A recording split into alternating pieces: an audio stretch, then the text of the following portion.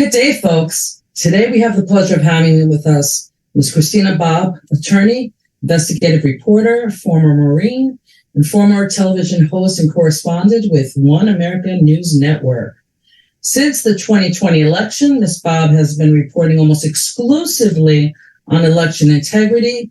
She's also the author of Stealing Your Vote, the inside story of the 2020 election and what it means for 2024. Currently, Ms. Bobb serves as the attorney for one of the greatest leaders of our time, President Donald J. Trump. Welcome to the King's Report. Thank you so much for having me. So let's get to it, because yesterday was huge. Yeah. A Georgia grand jury delivered 10 indictments against President Trump for allegedly trying to overthrow the 2020 election in the state. If President Trump is indicted, it would be the fourth time in 5 months. Explain to us how this can possibly be happening in our country. Well, it's happening because Republicans haven't been aggressively standing up for the rule of law, and they've allowed Democrats to run roughshod over it. And so now you have rogue prosecutors all over the country that feel entitled to prosecute a former president for his actions as the president. Let's not forget he was the president at this time. So he still has presidential privilege and executive privilege and all of the privileges that attach to being the president. So why Republicans have idly sat by and allowed the Democrat Party to metastasize to the point that they believe it's acceptable to do this. I mean, that's why we're here. You know, this is coming from CNN, and we know how CNN is, but they had a poll recently that said that 70% of Republicans and half the country believe today that the 2020 election was illegitimate. Yeah. We all remember going to bed on election night, knowing who was winning, and then waking up in disbelief. Explain to us what you think happened. Yeah, the election was stolen. I wrote a book about it. Stealing Your Vote, the inside story of the 2020 election and what it means for 2024. They absolutely stole it. And, you know, I get the question a lot, well, aren't they just going to steal 2024? I don't think they can, at least not to the level that they did in 2020. And we certainly need to create a lot of more improvement, but there has been a lot of improvement. But I say if they thought that they had the election in the bag, rigged, there was no way Donald Trump could win, they wouldn't be doing this. They're doing this as election interference because they know that they cannot beat Donald Trump. They can't beat him legitimately. And I think they're questioning whether they can even cheat again to beat him again. So it's really important that the American people get involved. Contact your local precinct, contact your counties, get involved in a grassroots effort in your area to secure your precinct. If you don't know how to find one, you can go to causeofamerica.org, CAUSE of America.org.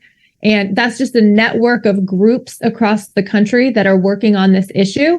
And they'll connect you with someone in your county that can show you how to get involved and help secure your local election. But I think if we get enough Americans doing that, we can come close to having a secure enough election in 2024, but we've got work to do. And that's very good advice because we're all looking for secure elections. I mean, we're here in Pennsylvania, and I'll tell you right now, Patriots haven't slept since 2020. Okay, yeah. It's a debacle. So Pennsylvania's done a great job. You guys, you have great groups there. I'll give a shout out to Audit the Vote PA. They've done a lot of really great work, whether it's canvassing, whether it's organizing volunteers, whether it's investigating. They've done a lot of great work. So I applaud Pennsylvania, the Patriots there for the work that you guys are doing. Well, thank you so much. And, you know, one of the things that kind of brought down our debacle was Act 77, which was the mail-in ballots. It was illegal. Yes. And, well, it was a catastrophe for us. And also the Dominion machines, you know, were compromised, no doubt. So now the political response from the right is, we need to get more Republicans to vote via mail-in ballot instead of getting rid of the illegal Act 77. So what happened to the constitutional right? Of course, it's illegal, but why? What can we do as people, as Pennsylvanians, to fight this? Because obviously it's a cheating mechanism. Yeah. Well, you have to volunteer. You have to work your elections. I mean, that is the solution. I mean, yes, I would love to see, you know, single day paper ballots, hand counted, you know, all of the things that the MAGA movement has been advocating for. I'm a fan of. But that's not the playing field that we have right now. You know, we have to play the hand that we've been dealt, and the hand that we've been dealt includes mail-in ballots and absentee ballots and, you know, all the different ballot harvesting rules depending on the state. So, we just have to play the game that exists today. And then as we clean up our elections and get people in office who care about further securing the elections, we'll be able to do that. But for now, again, get involved to be part of the solution. And whether people whether people vote by mail or vote in person, it doesn't matter. The point is you have to vote. And why it's important to encourage Republicans to vote by mail is because a lot of Republicans say, oh, I'll just vote on election day. And then we saw what happened in Arizona in 2022 with Kari Lake, how magically 2/3 of the election machines malfunctioned and didn't work in all of the districts that were heavily favored for Kari Lake. It's easier for them to manipulate a single day of voting versus 45 days. I think, or you have maybe it's 30 days. I don't remember the number of days you have in Pennsylvania, but we need people voting. We need people voting, period. And so whether you vote by mail or you vote in person, just vote. Yeah, and it always seems like they're a step ahead. One of the things I always say is try to be proactive and not reactive, because when you're reactive, it's probably too late at that point. Yeah. A couple of years ago, the Patriot Movement really pushed to get good conservatives as committee people. And that was the first step to try to help assist, the Republican Party finding its way again to the Constitution and to righteousness and all that. Because we recognize here that a third party would just split the Republican Party altogether. And now there's a push to try to remove some of our committee people who didn't support during the primary some of the candidates that the GOP establishment had supported. So we're all under attack, Yeah. And, in your book, which is excellent, by the way, I recommend highly that everybody go out and get it. You get it on Amazon. Sealing the Vote, the Inside Story of 2020 election and what it means for 2024. You blame the Democrats for stealing the election and the Republicans for being complicit in the cover-up. Yeah. Explain to us what the steps were clearly with the Republicans that told you, wow, we're in big trouble here. Yeah. Well, when I was an investigative reporter at the time when I was writing the book, and I thought for sure I was going to uncover all of this corruption in the Democrat Party. And it was going to, I was going to disclose, whether through my reports or through my writing, that there's this huge problem in the Democrat Party. And don't get me wrong, I believe there is a huge problem in the Democrat Party, but I was the shocking revelation to me was the cover-up, which was completely done by Republicans. The Constitution is very clear that it's the state legislatures that pick the time, place, and manner, and the electors for the elections. It is the state legislatures that are endowed with the legal authority to affect elections in the state. And Pennsylvania, for the 2020 election, Pennsylvania, Arizona, Michigan, Wisconsin, and Georgia all had Republican legislatures. So how did this fail? The legislatures could have said, hey, wait a second, this isn't right. And especially in places like Michigan and in Pennsylvania with Act 77, the legislature could have spoken up and said, wait, this is illegal, challenged the fact that the process wasn't being conducted lawfully, i.e. in the way that the legislature had determined. And none of them did it. None of them did it before the election. None of them did it after the election. And after the election, they all seem to kind of tuck tail and cower and say, oh, I don't want to be in the spotlight. I don't want to have authority. Well, you do. And you're in the seat. You ran. You got elected, legally or not. We have no idea because the elections appear to be compromised.